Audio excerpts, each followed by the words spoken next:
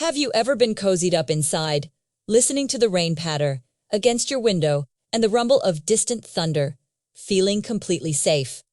It's a comforting sound for many, but for some, a thunderstorm isn't a lullaby.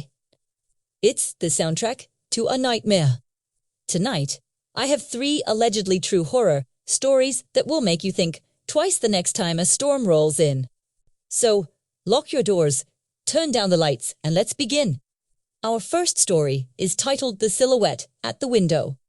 It comes from a woman named Clara who was house-sitting for her parents in a remote, rural area. A massive thunderstorm had knocked out the power, plunging the house into almost complete darkness. Clara was huddled on the sofa, the only light coming from her phone and the occasional, brilliant flash of lightning. During one of these flashes, she glanced at the large picture window in the living room.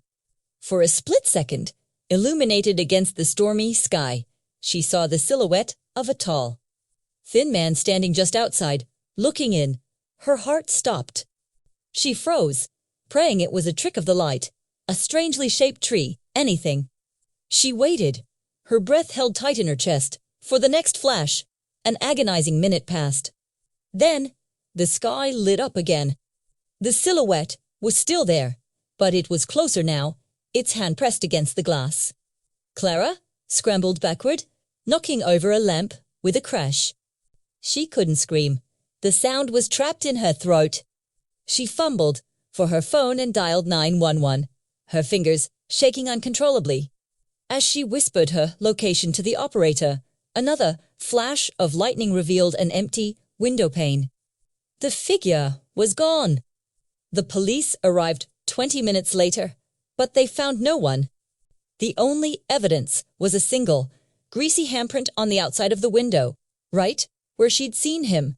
She never house-sat for her parents again. This next story is called Don't Answer the Door. It happened to a college student named Mark, who was home alone during a summer break. A severe thunderstorm warning was in effect, and the wind was howling like a banshee. Suddenly, over the roar of the storm, he heard a frantic banging on his front door. He peered through the peephole, but could only see a distorted figure, shrouded by the torrential rain. A man's voice, desperate and panicked, yelled, "Please, let me in. My car broke down. I just need to use your phone." Mark hesitated. His gut screamed at him not to open the door. He felt a profound, unexplainable dread. He shouted through the door that he would call a tow truck for him. The banging stopped. For a moment, there was only the sound of the storm. Then, the voice changed. It dropped to a low, chilling growl. "I know you're in there alone, Mark," it said. A cold spike of terror shot through him. How did this person know his name? He backed away from the door, his heart hammering against his ribs. The doorknob began to jiggle violently. He ran to his room, locked the door, and hid in the closet, dialing the police. He stayed there, listening to the man circling the house, rattling windows and testing doors, until the sirens wailed in the distance. When the police searched the area, they found deep, muddy footprints leading from the woods to his front door, and then back into the woods. They never found the man. Our final story for tonight is titled The Voice on the Radio.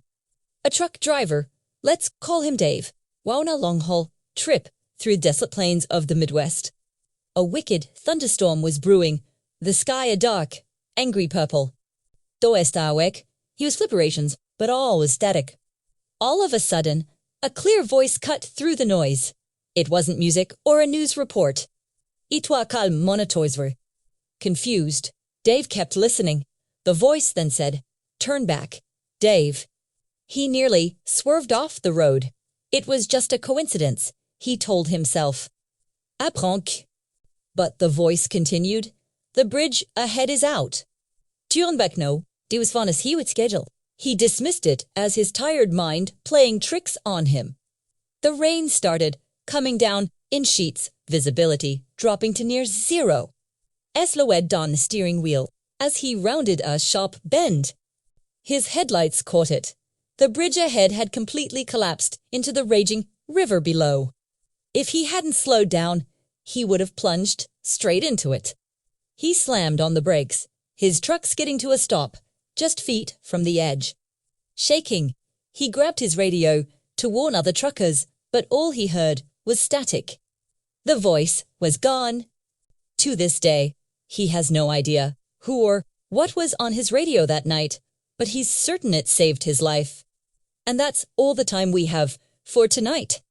It just goes to show, sometimes the most terrifying things don't wait for the storm to pass. They come with it.